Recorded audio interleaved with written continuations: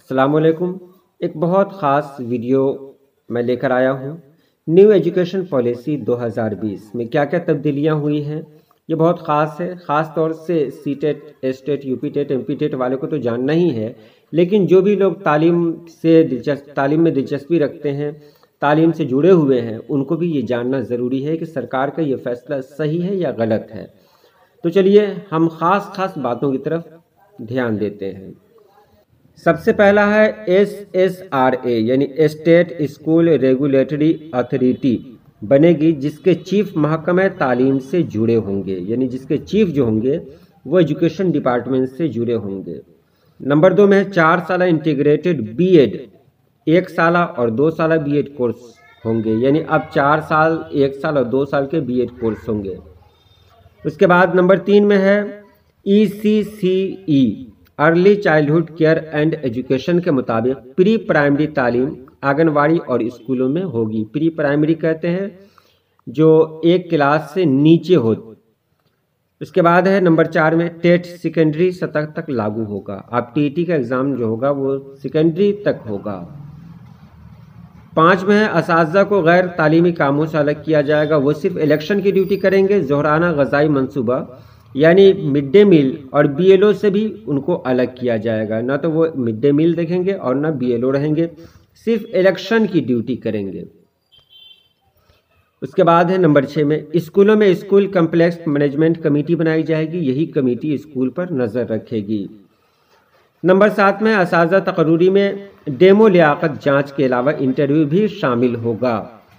Number 8 में है जदीद ट्रांसफ़र पॉलिसी आएगी, जिसमें ट्रांसफ़र बंद होगा।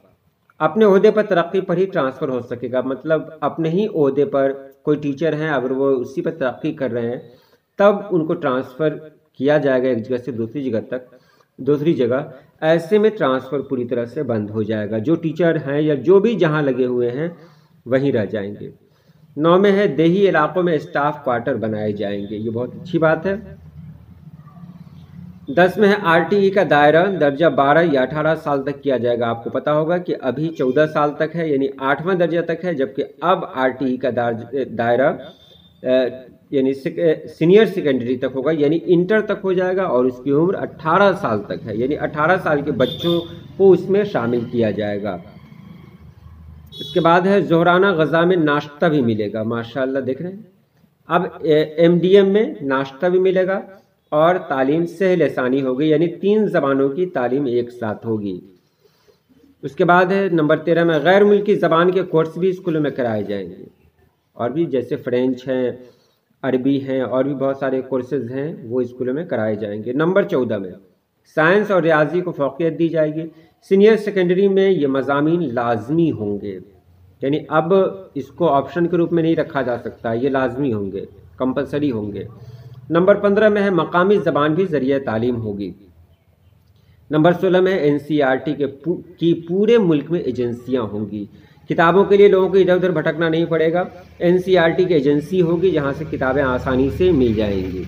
नंबर 17 में है स्कूलों में सियासत और सरकार की मुदाखलत लगभग ख़त्म हो जाएगी, यानी अब स्कूल में किसी तरह की कोई पॉलिटिक्स नहीं होगी, और सरकार जो बीच में इसमें रोक लगाती है, सरकार की भी मुदाखलत लगभग कम हो जाएगी, ख़त्म हो जाएगी, क्योंकि अब ये सब कुछ प्राइवेट हाथों में जाने को है।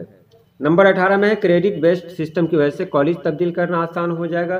पहले ये था कि आपको जिस क्लास में दाखिला लेना है उसी क्लास में आपको ग्रेजुएशन पूरा करना है, अब ऐसा नहीं होगा, आप जब चाहें कॉलेज से अलग हो सकते हैं। इसमें मैंने सिर्फ मेन पॉइंट्स को फोकस किए हैं, इसकी गहराई के बारे में देखें तो ये 650 सफ़हात पे मुश्तमिल है ये रिपोर्ट। 19 में देखिए नई तालीमी पॉलिसी में इंटर के बाद अगर आप BEd करना चाहते हैं तो 4 साल लगेगा, और अगर ग्रेजुएशन के बाद BEd करना चाहते हैं तो 2 साल लगेगा, और मास्टर के बाद BEd करना चाहते हैं तो 1 साल लगेगा।